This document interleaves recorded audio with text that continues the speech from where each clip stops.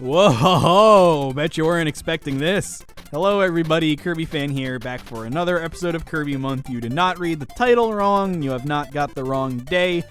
We have already a normal, traditional Kirby game, and it is Dreamland 2.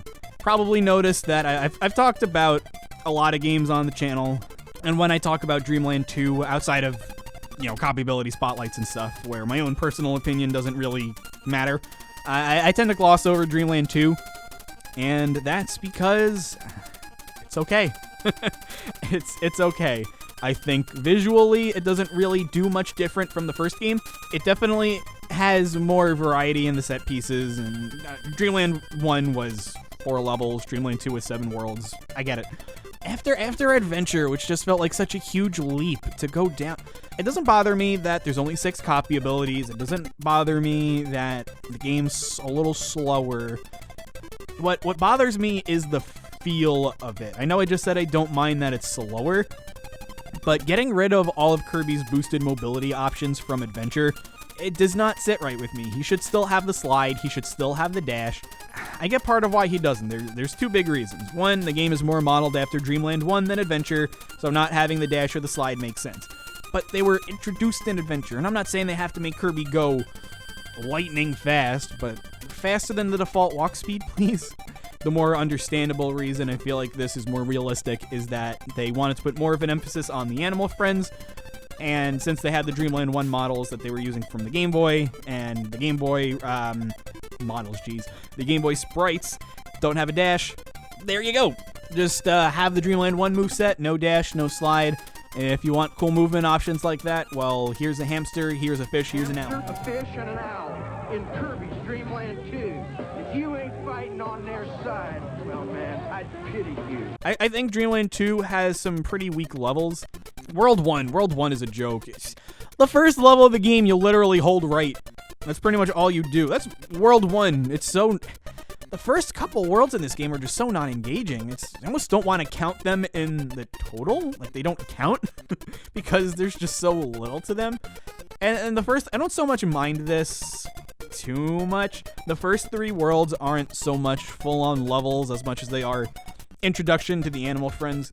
World 1 kind of teaches you how Rick works. World 2 for Koo. World 3 for Kine. That means World 3 is a lot of underwater. And I hear a lot of people say that Kine, the whole point of Kine is that he's bad on the land and he's good in the water. I hate controlling Kine in the water in this game. I mean, he's bad on land too, don't get me wrong. But underwater, he still feels stiff. You look at Dreamland 3, you look at how Kine works underwater, and it's amazing. That's some of the best underwater gameplay you're going to get out of any video game ever. It's so much fun. It's satisfying. But in Dreamland 2, no, I don't like this. But it's better than controlling him on land. Controlling Kine on land, God, I don't even want to think about it. And then Rick in this game, I know in Dreamland 3, they gave him the ability to wall jump, and I don't believe he has this in Dreamland 2. He can actually bounce on enemies. And a lot of people kind of see this as cool, but it's a Kirby game. Why would you pick Rick when you could just float around with Kirby? It's much safer. But it's fun. At least it's fun. At least if you want to have that option, you have it. What does Rick do in Dreamland 1?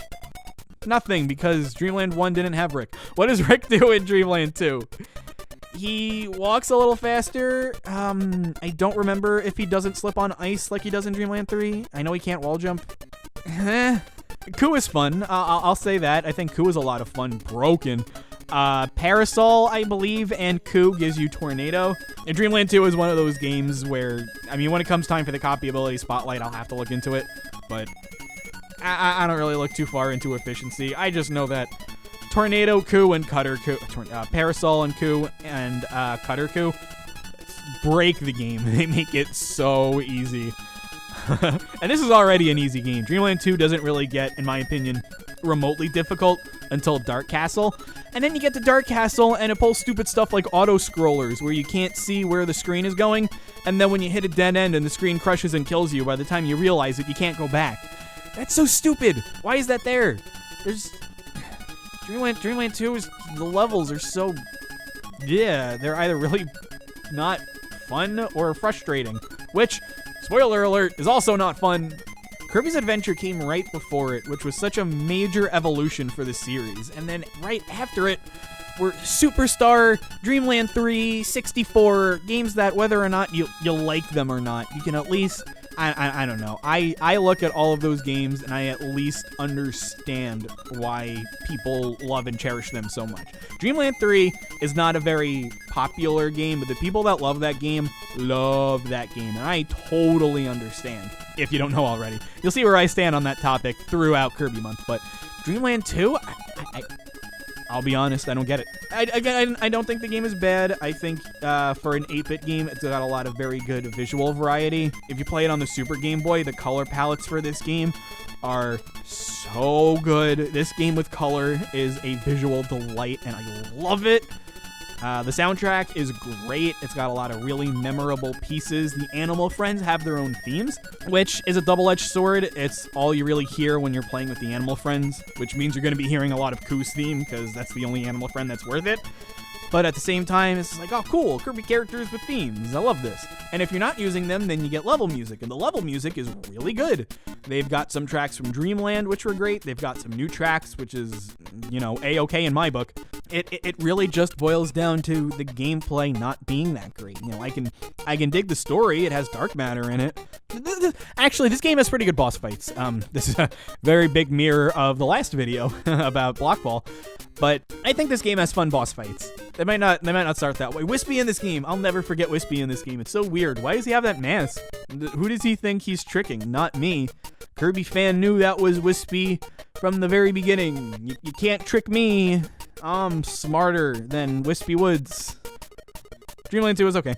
Remember, I still like the game. I still think it's pretty good. It's okay. Just, it's not great. When will we get to the great ones? We'll find out. Until then, I'll see you in the next video, whatever video you decide to watch next. Thanks so much for watching, and I'll see you around. Bye-bye.